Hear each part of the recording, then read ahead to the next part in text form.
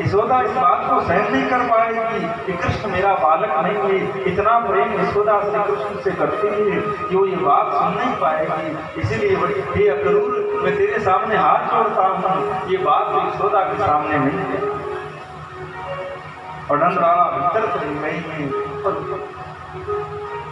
पीड़ा का तो हम क्या कहें। देखो, इस संसार का एक नियम है, किसी वस्तु से आप जितना सुख लोगे उतना ही वो वस्तु आपको दुख देगी। माताएं कई बार अपने घरों में छोटे बच्चे लोग छोटे ज्यादा होते हंसते ज्यादा है, क्या उनको कोई हंसाता तो कहते हैं हंसा मत, जितना हंसेगा उतना रोएगा, ऐसे माताएं कहती है। तो उसी प्रकार संसार का नियम है, कोई भी वस्तु आप ले लीजिए, जितना आप उस वस्तु से सुख लेंगे उतना ही वो वस्तु आपको दुख देगी। चाहे वो कोई व्यक्ति हो, चाहे वो कोई वस्तु हो, चाहे कोई वो पदार्थ। जितनी मात्रा में आपसे उससे सुख लिया है उतनी मात्रा में आपको दुख अवश्य देगी। ये संसार का एक अकाट्य सत्य है। आप अगर भोजन का स्वाद लोगे तो वो भोजन ही आपके जीवन में ऐसे रोग प्रकट कर देगा कि आपने स्वाद को कम लिया था और दुख ज्यादा हो गया।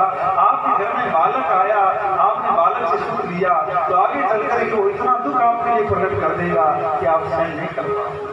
इसीलिए संसार का सुख एक सीमित, एक मर्यादा तक, एक हित तक लीजिए तो फिर आपको दुख नहीं होगा। और लोग इतने डूब जाते हैं अपने बच्चों में। अब धन को भी देखिए, अगर धन से ज्यादा प्रेम करोगे, ज्यादा लोभ करोगे तो एक दिन आपके दुख का कारण ये धन ही बनेगा। इसीलिए सब काम हिसाब का होना चाहिए। अति किसी चीज की अच्छी नहीं है।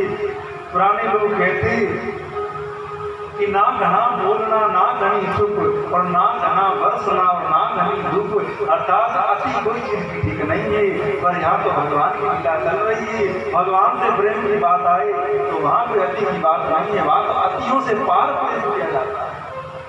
अगर हम भक्ति और भगवान के प्रेम की ओर व्याख्या में जाएं तो महाराज कल्पना तक नहीं करी गई है ऐसा ये प्रेम। अब क्या कहें, अब विषय आ जाता है तो कहे बगैर रह नहीं पाते हैं। साक्षात इसी कलयुग में राधा कृष्ण में मिलित तनु अवतार श्री चैतन्य महाप्रभु प्रकट हुए, जिन्होंने संसार में हरि नाम का प्रचार किया। हरे कृष्ण कृष्ण कृष्ण हरे हरे, हरे राम राम राम हरे हरे, इस महामंत्र का जिन्होंने प्रचार किया वो चैतन्य महाप्रभु संसार में प्रकट होकर के भगवान से ऐसा प्रेम करते हैं कि महाराज 6-6 महीने रोते रह जाते हैं, बिना भोजन के, बिना जल के मुँदे माथे पड़े रहते हैं। हा कृष्ण पुकारते रहते हैं। स्वयं श्री कृष्ण प्रकट होकर सामने खड़े हैं। अरे बाबा क्यों रोता है, देख मैं आ गया। साधु कृष्ण को कहता है यहाँ से चला जा, मुझे रोने दे, मुझे तेरे को याद करने दे। जब तू होता है तो केवल सामने होता है और तू चला जाता है तो मैं इधर देखता हूँ उधर कोई तो दिखाई देता है। वृंदावन में महात्मा अपनी कुटिया के आगे लाकर के कुछ कांटे कर रहे हैं और स्थिति उसकी ऐसी ठाकुर जी नित्य उनकी कुटिया में आते ही।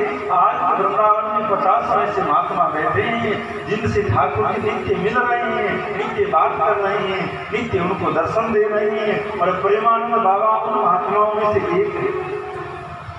प्रेमानंद बाबा को आज दुनिया सुन रही है, जिनसे भगवान बात करते हैं उन महात्माओं में प्रेमानंद बाबा एक। और वो तो 50 हैं जो छुपे बैठे हैं, जिनके पास खाने को नहीं है, रहने को मकान नहीं है, पीने को पानी नहीं है, सर्दी पड़ जाए तो उठने को कंबल नहीं है, और ठाकुर जी उनसे बात करते हैं।